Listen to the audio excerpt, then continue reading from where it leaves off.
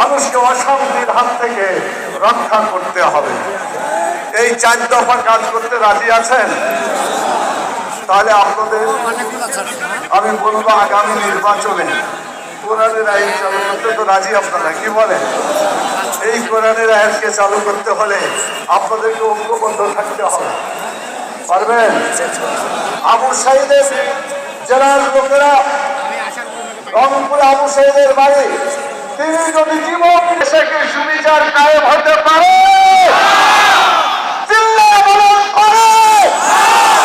কোনদিন হবে না। জাস্টিস হতে হলে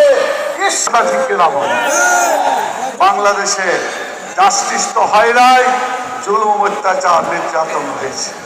এই জন্য আমরা 5টা দফা দাবি সরকারের কাছে বলেছিলাম। একটা বলেছিলাম অন্যায় যারা, অতএব অন্যায়কে আমরা চলতে দেব না, অতএব বিচার করতে হবে অপরাধীদের। অতীতে চোর ডাকাত যেভাবে চুরি করে ডাকাতি করে ভোটের বাক্সগুলোকে সেভাবে চুরি করেছে, ডাকাতি করেছে, কথা ঠিক কেন? 2014-তে কি হয়েছে? বিনা ভোটে নির্বাচন হয়েছে। 2018-তে কি হয়েছে? দিনের ভোট। আর